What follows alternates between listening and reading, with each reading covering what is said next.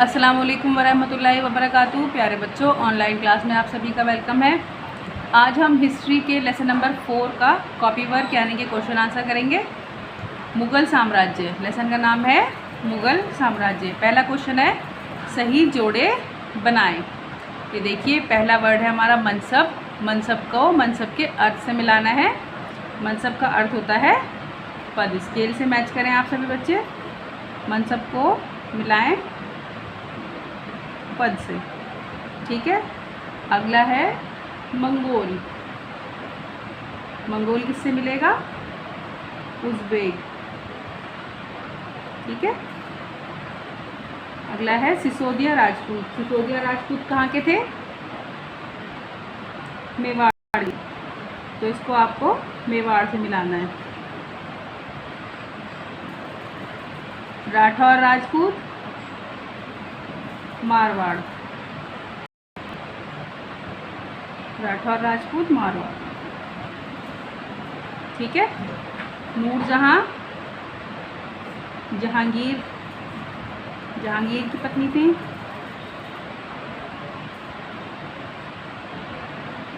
सूबेदार, गवर्नर। जिसको कोई सूबा मिलता है वो वहाँ का गवर्नर होता है। आज के टाइम पे गवर्नर कहते हैं। सूबेदार, गवर्नर, ये मैचिंग कर लीजिए। अब देखिए, नेक्स्ट क्वेश्चन है हमारा, रिक्त स्थान भरें, ठीक है। ब्लैक पेन से आप क्वेश्चन उतारें और ब्लू से फिर इसका आंसर फिल करें। अच्छा साफ साफ काम करना है सभी बच्चों को। पहला है, डैश अकबर के सौतेले भाई मिर्ज़ा हाकिम के राज्य की राजधानी थी। कौन सी थी? काबुल। नंबर 2, दक्कन की 5 सल्तनत बरार, खानदेश, अहमदनगर, बीजापुर और गोलकुंडा थी।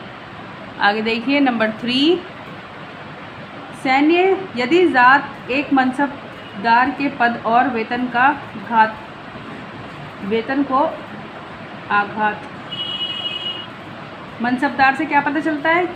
कि वो पद है उसके पास, और अगर उसके पास सेना है तो सेना सैन्य दायित्व को दिखाता है, तो सवार उसके सैन्य दायित्व को दिखाता है, ठीक है। अगले देखिए, अकबर के और सलाहकार अबुल फजल ने उसकी सुलहकुल के विचार को गढ़ने में मदद की, जिसके द्वारा वह विभिन्न धर्मों से बने समाज पर राज्य कर सका। आगे देखिए, क्वेश्चन नंबर 3। अब प्रश्न उत्तर हैं आपके। मुगल राज्य के अधीन आने वाले केंद्रीय प्रांत कौन से थे? केंद्रीय प्रांत गुजरात और मध्य प्रदेश। क्वेश्चन नंबर 4 देखिए, मनसबदार और जागीर में क्या संबंध था? मनसबदार और जागीर में संबंध। मनसबदार शब्द का प्रयोग ऐसे व्यक्तियों के लिए होता था जिन्हें कोई मनसब अर्थात सरकारी दायित्व या पद मिलता था। अब जब उनको जगह मिल गई तो फिर वो उनकी जागीर हो गई, तो यही संबंध है। मनसबदार अपना वेतन राजस्व एकत्रित करने वाली भूमि के रूप में पाते थे, यानी कि वही उनकी जो है कि उनको भूमि मिल जाए और वहाँ से जो भी राजस्व प्राप्त हो वो उनको प्राप्त करें, जिन्हें जागीर कहते थे, और जो तकरीबन इक्ताओं के समान ही थी। उनका कुछ हिस्सा मनसबदार के पास रहता है और बाकी सल्तनत के पास जाता है। ये तय होता है कि कितना लेना है। आगे देखिए, प्रश्न नंबर 5, मुग़ल प्रशासन में ज़मींदार की क्या भूमिका थी?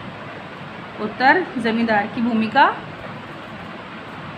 टाइटल डालने के बाद आगे उत्तर लिखेंगे। पहला पॉइंट है, वह सभी मध्यस्थ व्यक्ति जो किसान से राजस्व प्राप्त कर लेते थे ज़मींदार कहलाते थे, ठीक है।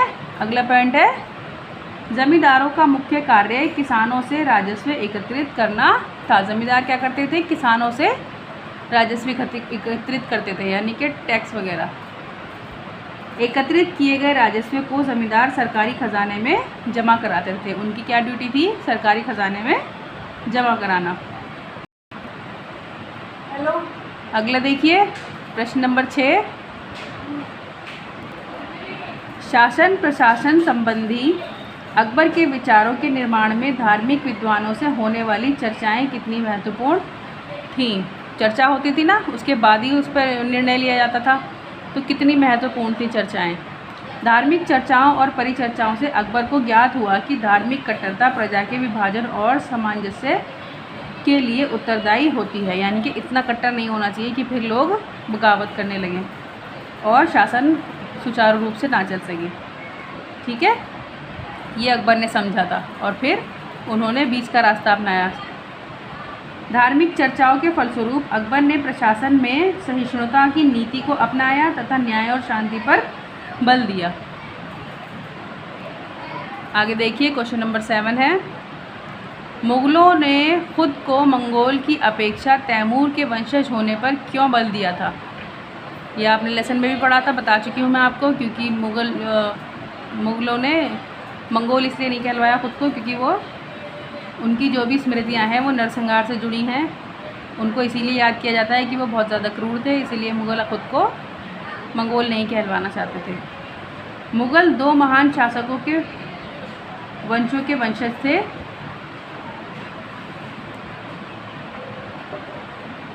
माता की ओर से मंगोल शासक चंगेज़ खान तथा पिता की ओर से वे ईरान, इराक एवं वर्तमान तुर्की के शासक तैमूर के वंशज थे। ठीक है, अगला देखिए पॉइंट है हमारा, मुगल अपने को मुगल या मंगोल कहलवाना पसंद नहीं करते थे क्योंकि चंगेज़ खान से जुड़ी स्मृतियाँ सैकड़ों व्यक्तियों के नरसंहार से संबंधित थीं। ये पढ़ चुके हैं आप पहले भी लेसन में। नंबर 3, मुगल तैमूर के वंशज होने पर गर्व का अनुभव करते थे क्योंकि तैमूर जो थे उनके साथ ऐसी कोई भी स्मृति नहीं जुड़ी थी, उन्होंने सभी अच्छे कार्य किए थे। प्रश्न नंबर 8 देखिए, भू राजस्व से प्राप्त होने वाली आय मुगल साम्राज्य के स्थायित्व के लिए कहाँ तक ज़रूरी थी?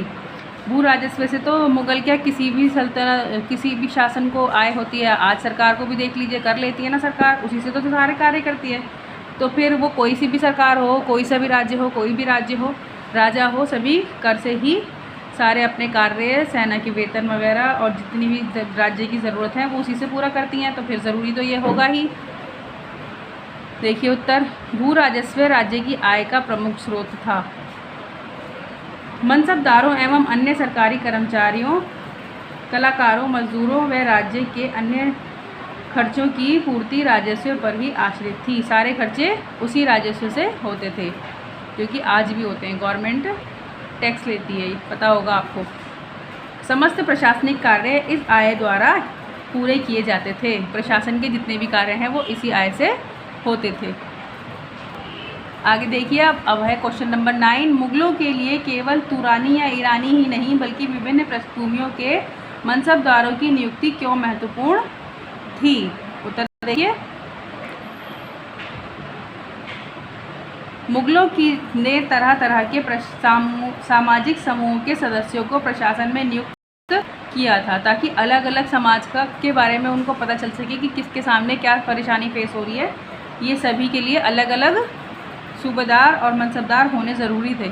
एक ही धर्म के होंगे तो वो दूसरे धर्म की नहीं जानते होंगे, एक ही इलाके के होंगे तो वो दूसरे इलाके की परेशानी को नहीं जानते होंगे।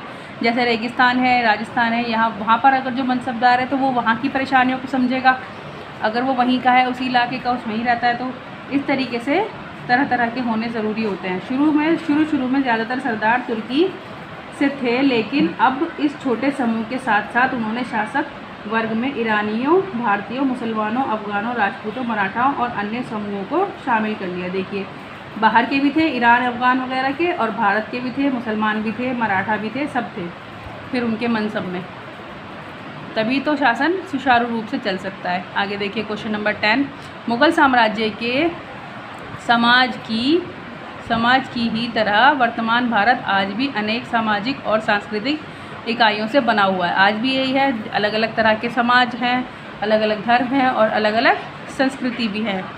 हर राज्य का जो है पहनावा, बातचीत, बोली अलग मिलती है, तो ये संस्कृति के अंग होते हैं। उत्तर देखिए, यह राष्ट्रीय एकीकरण के लिए चुनौती नहीं है क्योंकि भारत में रहने वाले विभिन्न धर्मों एवं पंथों के अनुयायी भारत को विविधता में एकता का स्वरूप प्रदान करते हैं। इससे भारत की सामाजिक एवं सांस्कृतिक विरासत और आर्थिक सुदृढ़ हुई है।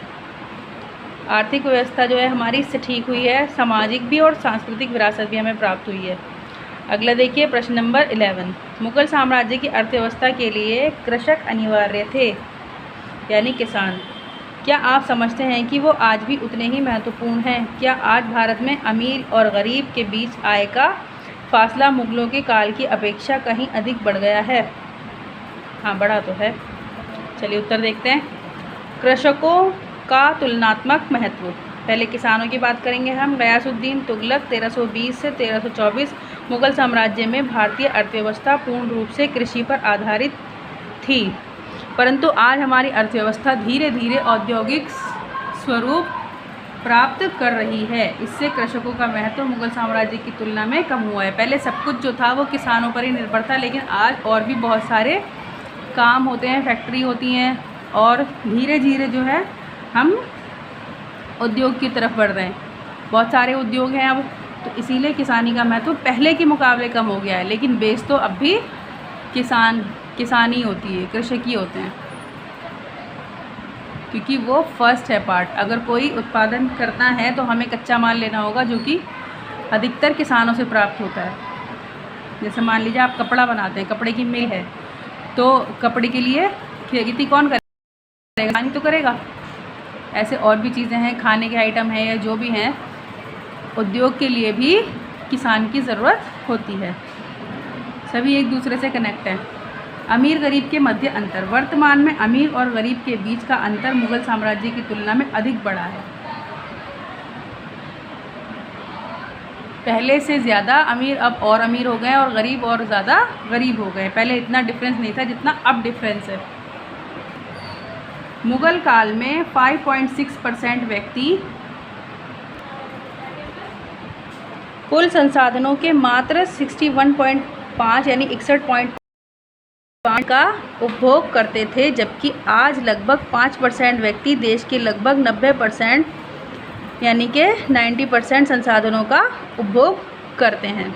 तो देखिए डिफरेंट कितना बढ़ गया है। यहाँ तक आप क्वेश्चन आंसर कॉपी पर कर लीजिए।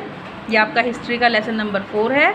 मिलते हैं हम नेक्स्ट वीडियो में, तब तक के लिए अल्लाह हाफिज़। अस्सलामु अलैकुम वरहमतुल्लाहि वबरकातुहू।